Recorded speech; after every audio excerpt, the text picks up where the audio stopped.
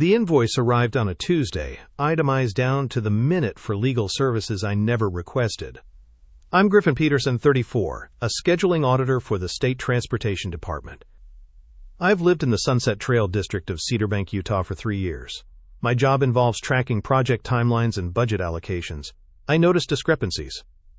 The letterhead read Whitmore and Associates Legal Services. The billing address matched my property at 847 Maple Ridge Drive. The service dates spanned 6 months.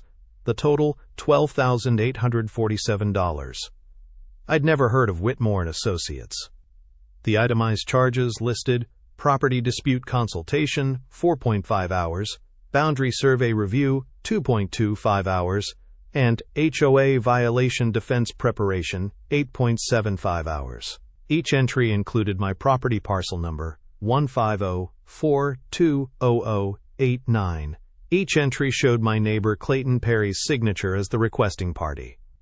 Clayton lived at 849 Maple Ridge Drive. Our properties shared a fence line along the eastern boundary. He'd been my neighbor since I moved in. We'd exchanged pleasantries about lawn maintenance and snow removal. Nothing more. I called Whitmore and Associates. The receptionist confirmed the account.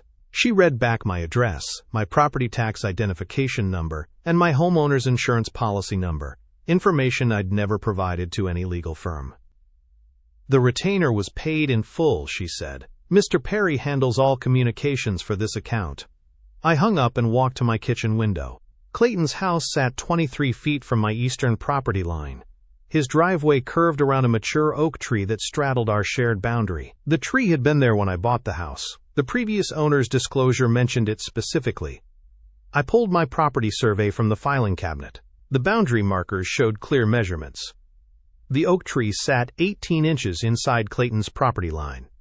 No disputes, no violations, no legal issues.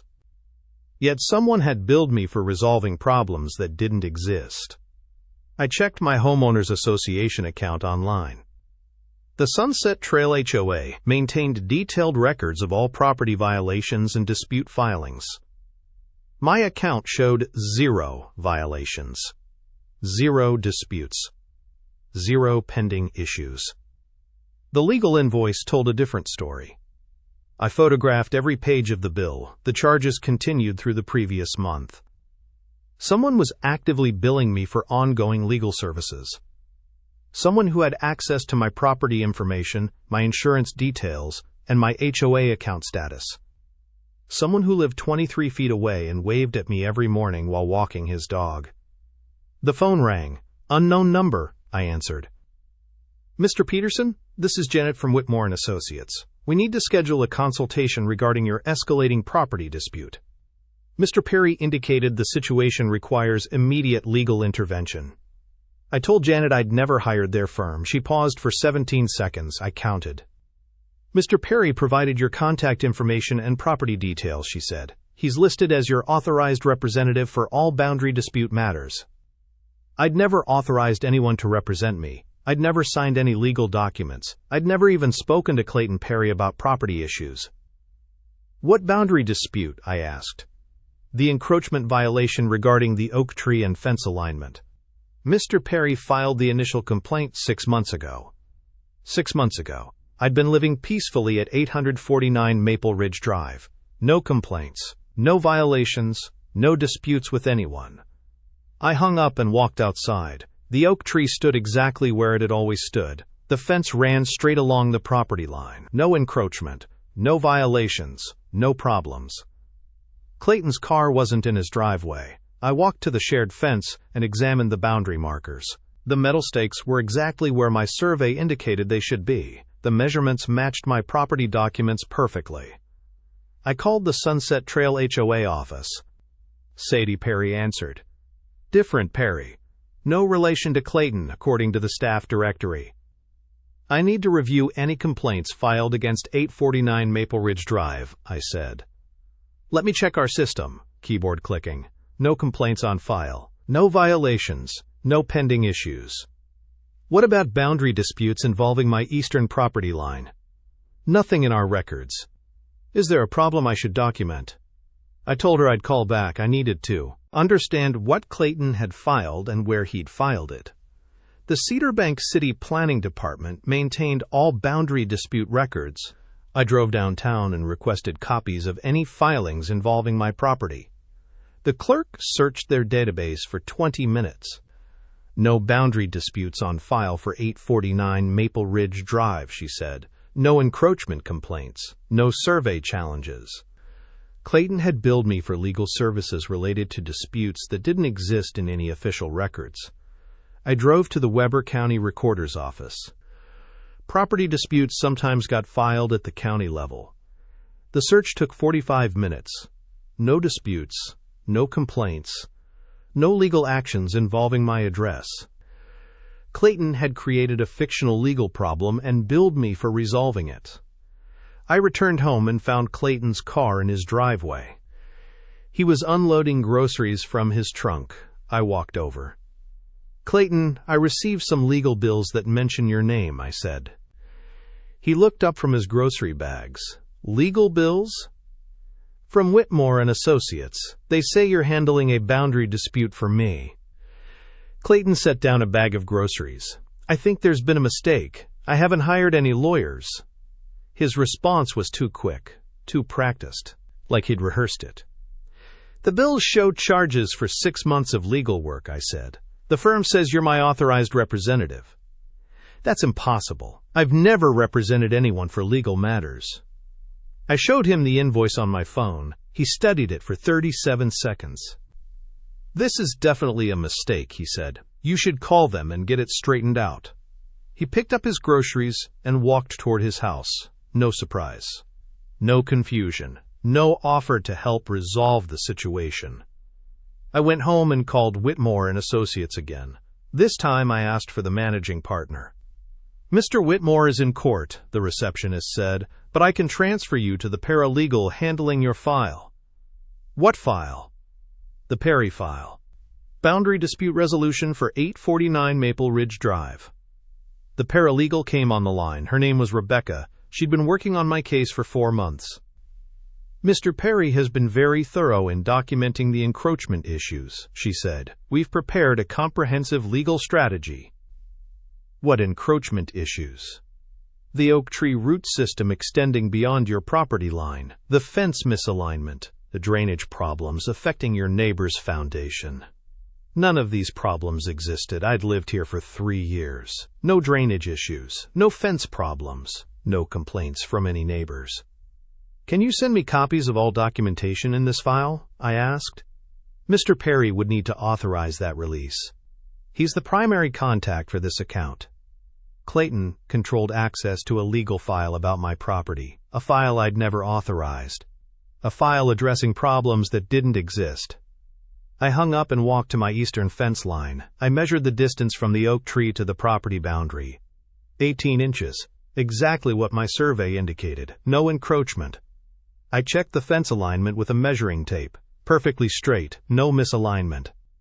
I examined the ground around Clayton's foundation. No drainage problems, no water damage, no signs of any issues. Clayton had fabricated every problem listed in the legal file. I called my homeowner's insurance company.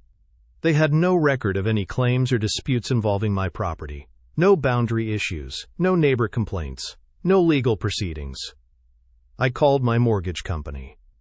They maintained detailed records of any legal actions affecting their collateral. No disputes, no liens, no legal issues involving 849 Maple Ridge Drive. Clayton had created an entirely fictional legal case and billed me for the resolution. I needed to understand how he'd accessed my personal information. The legal bills included my property tax ID, my insurance policy number, and my HOA account details. Information that wasn't publicly available. I called my insurance agent, who has access to my policy information. Only you and any authorized representatives you've designated. I haven't designated anyone. Let me check your file, keyboard clicking. There's an authorization form on file dated 6 months ago. Clayton Perry is listed as your property management representative. I'd never signed any authorization form. I'd never designated Clayton as anything. Can you email me a copy of that form? I'll send it right now. The form arrived in my inbox 3 minutes later. My signature was perfect. Too perfect. The handwriting matched my style exactly. But I'd never signed this document. Clayton had forged my signature and used it to access my insurance information. I called my property tax office. Same story. An authorization form on file. Clayton Perry designated as my representative. My signature forged perfectly. I called my HOA management company. Same pattern. Authorization form. Forged signature. Clayton granted access to my account information. He'd systematically gained access to every aspect of my property records. Then he'd created fictional legal problems and billed me for resolving them. The scope of the fraud was staggering. 6 months of planning, multiple forged documents, detailed knowledge of legal billing procedures, access to professional letterhead and legal terminology. This wasn't a simple scam. This was sophisticated identity theft designed to generate ongoing revenue. I printed copies of every forged authorization form. The signatures were identical to my handwriting. Someone had studied my signature style and practiced reproducing it perfectly. I checked my mailbox. No legal correspondence, no court documents, no official notices. Clayton had intercepted everything by designating himself as my representative. I called Whitmore & Associates one more time. I need to speak with someone about fraudulent billing. Hold, please. A different voice came on the line, older, more authoritative. This is Mr. Whitmore. I understand there's a concern about your account. I never hired your firm. I never authorized Clayton Perry to represent me. Someone forged my signature on multiple documents. Silence for 43 seconds. Mr. Perry provided extensive documentation of your authorization, he said. We verified his credentials before accepting the retainer. What credentials? His power of attorney designation and property management license. Clayton had presented himself as a licensed property manager with legal authority to act on my behalf, more sophisticated fraud than I'd initially realized. I'm filing a police report, I said. This is identity theft and fraud. We'll cooperate fully with any investigation, Mr. Whitmore said. But our billing stands until proven otherwise. I hung up and called the Cedarbank Police Department. The desk sergeant transferred me to Detective Morgan Miller from the Consumer Protection Division. Identity theft cases require extensive documentation, she said. Can you prove you didn't authorize these legal services? I explained the forged signatures and fictional property disputes. She listened without interrupting. Bring all your documentation to the station tomorrow morning, she said. We'll open an investigation. I spent the evening organizing evidence. Forged authorization forms. Legal bills for non-existent disputes. Property surveys showing no violations. HOA records showing no complaints. Clayton had stolen my identity to create a revenue stream. He'd billed me for 6 months of legal services I'd never requested to resolve problems that didn't exist. The total amount exceeded $8,000. Detective Miller's office smelled like burnt coffee and old paperwork. She reviewed my documentation for 27 minutes without speaking. This is more complex than standard identity theft, she said finally. Your neighbor created an entire fictional legal relationship. She photographed each forged document with a specialized camera. The signatures looked convincing under normal light. Under her UV scanner, the ink composition differences became obvious. Different pens, different pressure patterns. He's not a professional forger, but he's careful.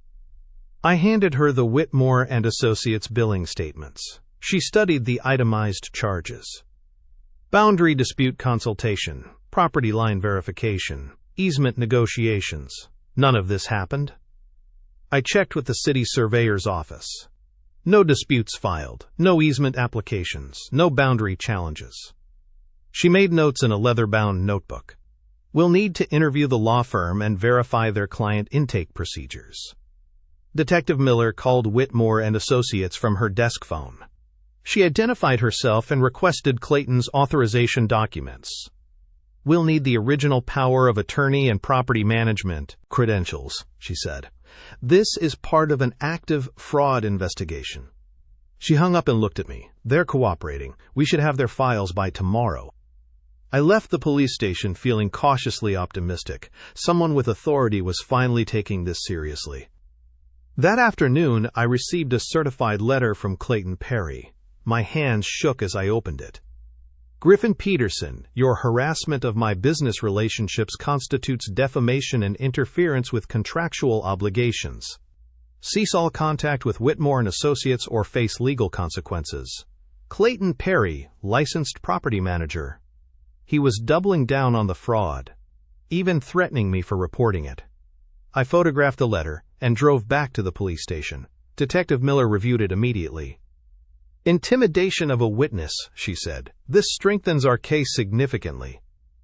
She called the Utah Department of Commerce to verify Clayton's property management license. The conversation lasted 8 minutes. No active license under that name, she said after hanging up. He's been operating without credentials for at least 2 years. The investigation expanded rapidly. Detective Miller contacted the Federal Economic Enforcement Task Force due to the interstate nature of the law firm's operations. Agent Sarah Chen arrived from Salt Lake City the next morning. She specialized in financial fraud cases involving forged documents. We've seen similar schemes in suburban communities, she said. Fraudsters target homeowners in HOA neighborhoods because the legal relationships are complex. Agent Chen interviewed me for 90 minutes. She recorded everything and requested copies of all my documentation. Your neighbor chose you specifically, she said. Single homeowner, no obvious legal knowledge, recent property purchase. You fit the victim profile perfectly. She explained Clayton's methodology. He'd researched my property records and HOA status. He'd created fictional legal problems that sounded plausible to a law firm. He'd forged authorization documents using publicly available signature samples from my mortgage paperwork. The billing scheme generated steady income for 6 months, she said. If you hadn't discovered it, he could have continued indefinitely. Agent Chen and Detective Miller executed a search warrant on Clayton's property the following Tuesday. I watched from my kitchen window as they removed boxes of documents. They found extensive evidence: forged letterhead from multiple law firms, signature practice sheets with my name, billing software configured to generate fictional legal charges. Clayton had targeted 4 other homeowners in Cedarbank using identical methods. The total fraud exceeded $32,000. He was arrested that evening on charges of identity theft, mail fraud, and operating without a license. The arrest warrant included specific details about the forged power of attorney documents. Sadie Perry, his sister, called me the next morning. Clayton made mistakes, she said, but he's not a criminal. He was trying to build a legitimate business. By stealing my identity and forging legal documents, he thought you wouldn't notice small legal fees. He planned to stop once his business was established. Her defense made no sense. Clayton had committed deliberate fraud for months. The evidence is overwhelming, I said. He needs to accept responsibility. Sadie hung up without responding. The preliminary hearing was scheduled for 3 weeks later. Agent Chen prepared me for testimony by reviewing the timeline and evidence. Focus on facts, she said. When you discovered the fraud, what steps you took to verify it, how it affected your finances. Clayton appeared in court with a public defender. He looked smaller somehow, less confident than the neighbor who'd offered helpful advice about property maintenance. The prosecutor presented the evidence methodically: forged signatures, fictional legal disputes, unauthorized billing statements, Clayton's fake credentials.